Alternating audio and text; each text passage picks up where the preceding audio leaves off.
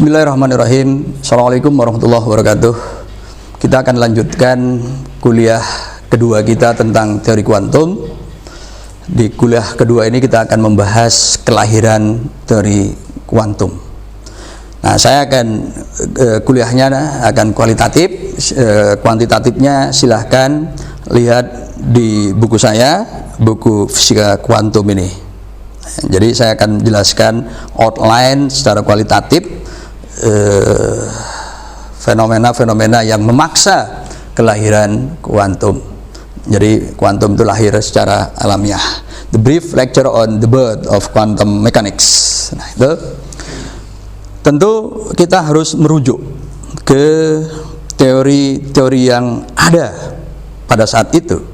Dan ini sudah saya jelaskan pada kuliah pertama yang bermuara pada optimisme para ilmuwan yang diwakili oleh Maxwell ketika orasi ilmiah di Harvard University yang mengatakan bahwa the ultimate theory has been found. Jadi teori puncak yang bisa menjelaskan semua fenomena alam itu telah diperoleh. Dan teori puncak itu yaitu fisika klasik dengan dua pilar utamanya, yaitu teori Newton, mekanika Newton, dan persamaan Maxwell. Nah, ternyata setelah itu kemudian bermunculan beberapa hasil eksperimen, yaitu radiasi benda hitam, efek fotolistrik, efek Compton, dan spektrum diskrit atom hidrogen.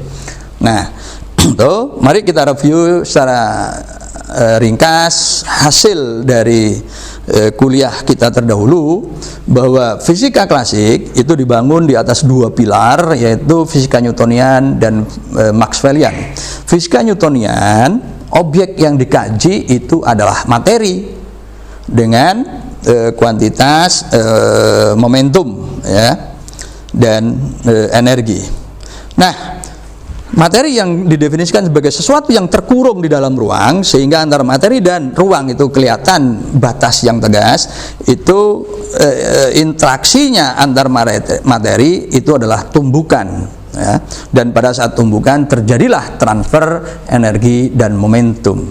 Kemudian di sisi lain, persamaan Maxwell itu menggambarkan perilaku medan atau gelombang sebagai solusi dari persamaan Maxwell itu. Nah, gelombang medan bisa dipahami sebagai sesuatu yang menyebar di dalam ruang. Jadi sifatnya memang berbeda dari materi. Kalau materi terkurung, sedangkan gelombang itu menyebar. Nah, fenomena gelombang itu adalah interferensi difraksi. Itu. Nah, interferensi difraksi tidak pernah terjadi pada materi, sebaliknya tumbukan tidak pernah terjadi pada gelombang. Itu dua dunia yang benar-benar terpisah secara ketat, secara tajam. Itulah kerangka berpikir kita yang ada pada saat itu. Jadi untuk memahami kelahiran teori kuantum, kita harus memahami ini dulu, supaya kita tahu bedanya kenapa kok kemudian kuantum itu menjadi sesuatu yang istimewa, begitu. Nah, jadi merujuk pada statement dari Maxwell, ultimate theory has been found. Jadi teori puncak yang bisa menjelaskan semua fenomena telah diperoleh. Nah, sekarang mari kita lihat babakan demi babakan. Yang pertama adalah radiasi benda hitam. Apa yang muncul pada tahun 1900, jadi awal kita masuk abad 20. Benda hitam kita definisikan sebagai benda yang menyerap semua radiasi yang jatuh padanya, begitu. Dan tatkala kemudian kita panaskan, ini akan memancarkan radiasi yang bergantung pada radiator tersebut. Nah, misalkan cavity, rongga, gitu ya. Nah, jadi radiasi benda hitam itu begini. Ini kalau rongga cavity itu kita panaskan, maka di situ akan ada radiasi, dan radiasi tidak lain adalah gelombang. Maka cara menjelaskannya pun kita harus menggunakan teori Maxwell itu, ya. Nah, jadi inilah hasil eksperimen, ya, bergantung kepada temperatur, kemudian bergantung kepada panjang gelombang atau frekuensi. Nah, karena kerangka kita itu adalah persamaan Maxwell gelombang, maka tadi dinding-dinding rongga itu ya kita pandang sebagai ujung dari gelombang, sehingga kemudian konsep dasar yang harus kita terapkan di situ adalah gelombang berdiri. Jadi seperti ini. Ini yang dilakukan oleh Rayleigh dan Jean. Nah, ketika kemudian konsep ini dirumuskan lebih lanjut, maka kita peroleh formula yang selain bergantung kepada temperatur juga bergantung kepada frekuensi kuadrat. Nah, kalau kita plot dalam kurva, maka kurva ini hanya cocok untuk hasil eksperimen frekuensi rendah. Itu, sedangkan pada frekuensi tinggi ya itu akan nilainya besar sekali, dan itu yang kemudian kita kenal dengan bencana ultra ungu. Karena kalau frekuensinya besar, ini akan sangat panas dan itu akan membakar dan tidak sesuai dengan hasil eksperimen. Nah, buntu. Para ahli mengalami kebuntuan untuk menjelaskan distribusi atau intensitas energi radiasi mendatam ini. Nah, kemudian Planck mencoba keluar dari pemikiran baku pada saat itu, yaitu energi yang kontinu. Planck mencoba melakukan diskritisasi, ya, bisa saya analogkan kalau kita di bulan Agustus ada lomba panjat pinang, kita sampai di puncak, maka kita bisa turun itu secara merusut aja dari atas, sehingga pergerakannya itu kontinu. Kaki kita juga kontinu. Tapi kalau kita turun dari tangga, maka di situ langkah-langkah kita itu terdiskritisasi, begitu ya. Nah, maka radiasi di dalam rongga itu ibarat osilasi ya dalam osilator harmonik. Kita tahu bahwa osilator harmonik itu frekuensinya akan ditentukan oleh konstanta pegas dan massa balok, begitu.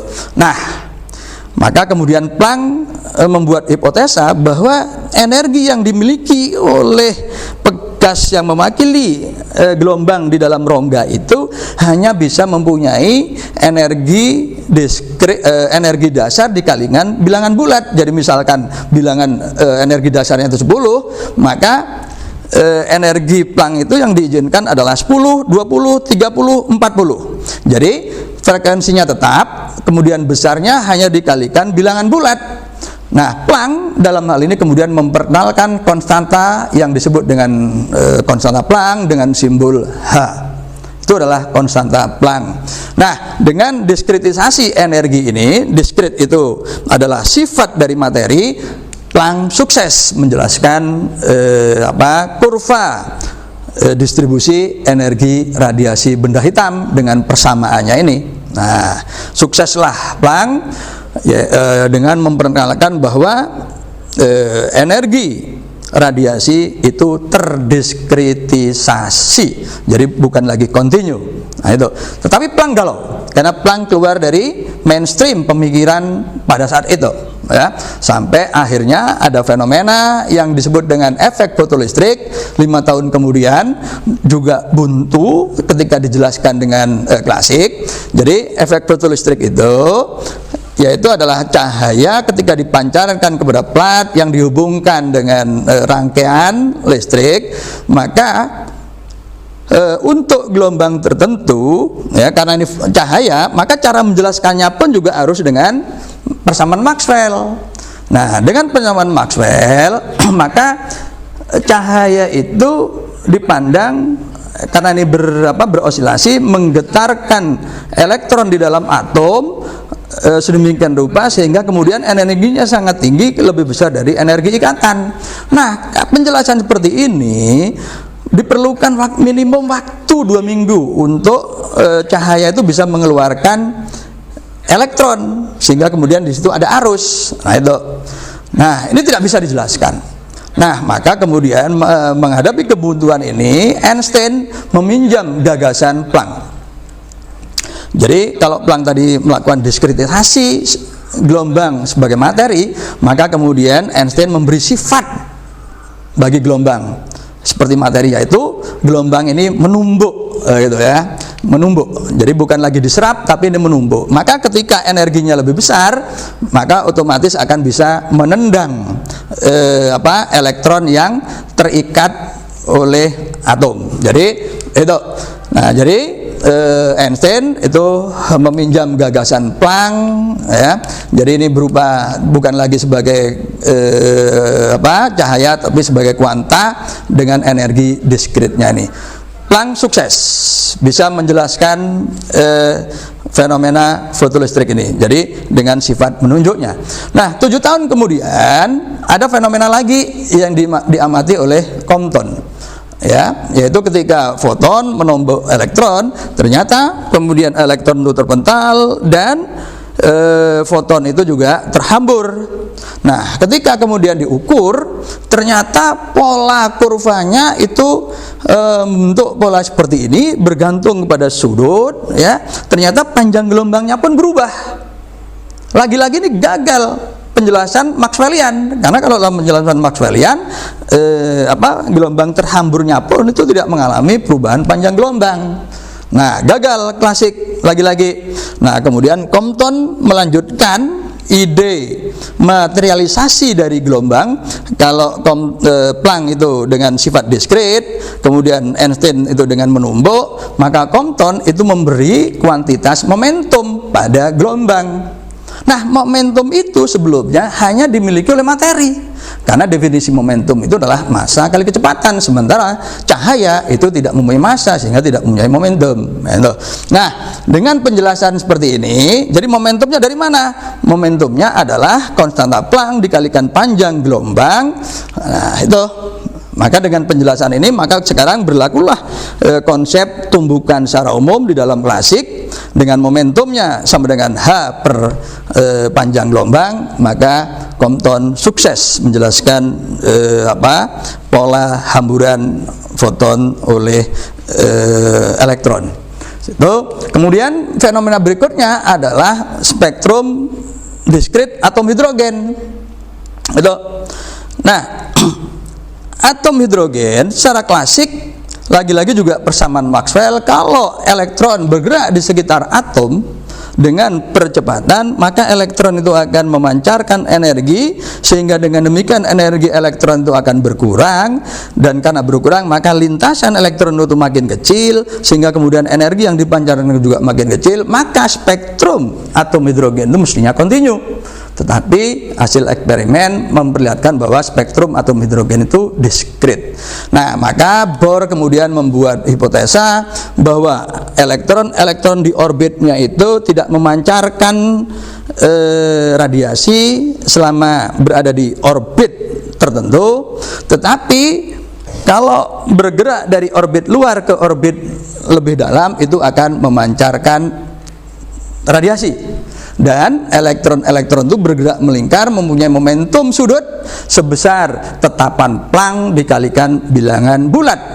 Jadi ini juga diskritisasi dan memanfaatkan konstanta Planck. Nah, dengan hipotesa ini Niels Bohr sukses menjelaskan deret Lyman, deret Balmer, deret Paschen dan seterusnya. Nah, singkat cerita, dari 4 fenomena terdahulu, yaitu radiasi benda hitam, efek fotolistrik, efek Compton, kemudian spektrum diskrit atom hidrogen, di situ menggambarkan sifat materi dari gelombang.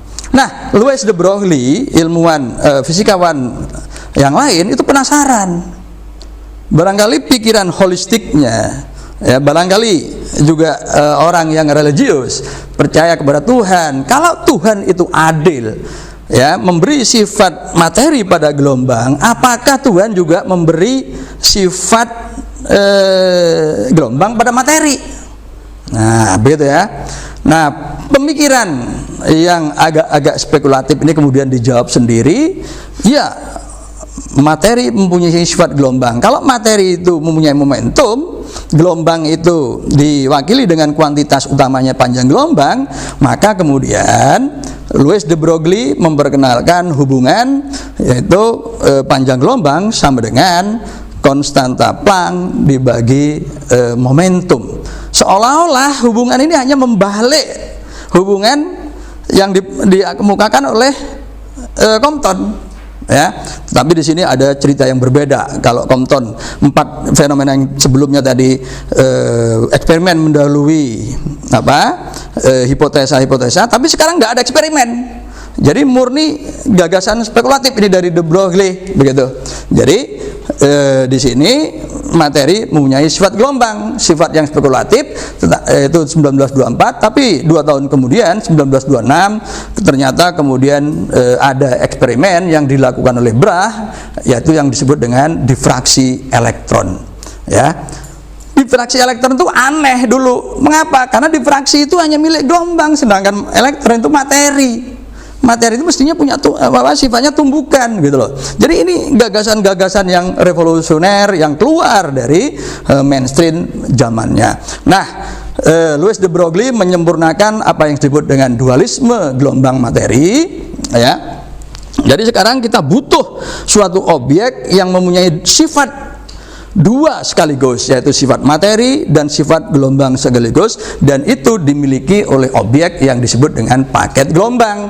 Paket gelombang adalah gelombang yang terpaket seperti halnya materi, berada dalam ruang tertentu, yaitu delta X. Dan gelombang yang seperti ini sebenarnya adalah merupakan jumlahan dari banyak gelombang tunggal dengan aneka panjang gelombang atau aneka bilangan gelombang. Nah, kalau delta K dikalikan delta X, kemudian delta K dikalikan konstanta Planck, maka itu menjadi momentum, ya. Maka ternyata delta K dan delta X itu tadi memenuhi hubungan ini.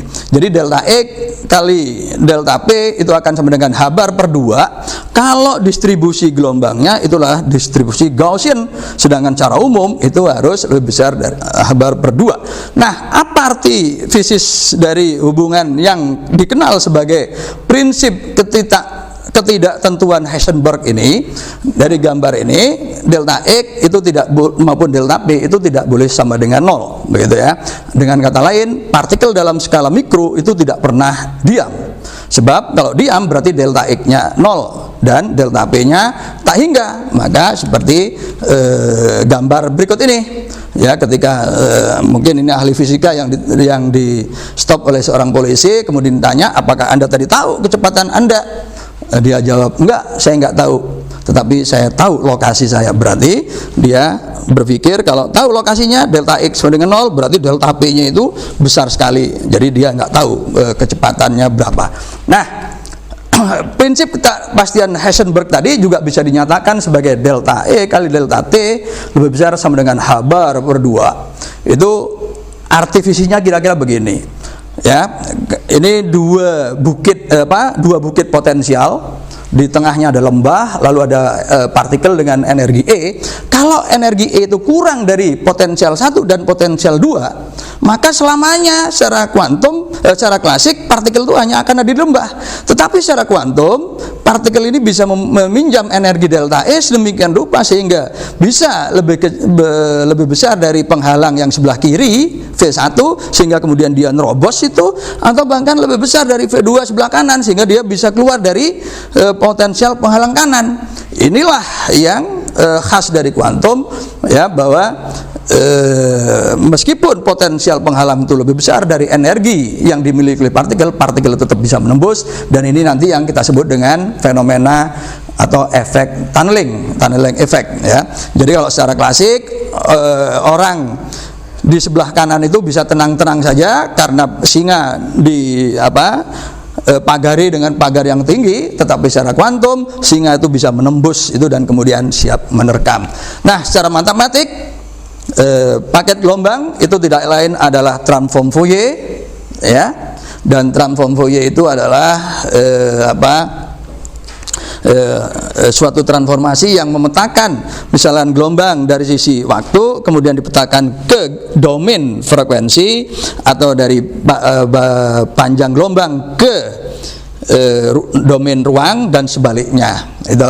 Nah, singkat cerita, sebagai kesimpulan, ada fenomena-fenomena yang kemudian memaksa lahirnya dualisme materi gelombang, yaitu radiasi benda hitam, efek fotolistrik, efek Compton, spektrum diskrit atom hidrogen, yang ternyata gagal dijelaskan oleh the ultimate theory yang disebut oleh James Clerk Maxwell, ya.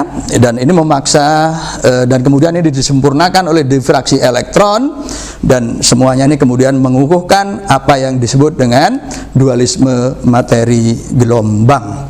Nah, itulah jabang bayi teori kuantum, dualisme materi gelombang yang tidak dapat dijelaskan dengan teori klasik, tetapi memaksa kelahiran teori baru, yaitu dengan objek utama, yaitu objek yang mempunyai dua sifat sekaligus, yaitu sifat materi dan sifat gelombang, dan itu adalah paket gelombang. Demikian, terima kasih. Assalamualaikum warahmatullahi wabarakatuh.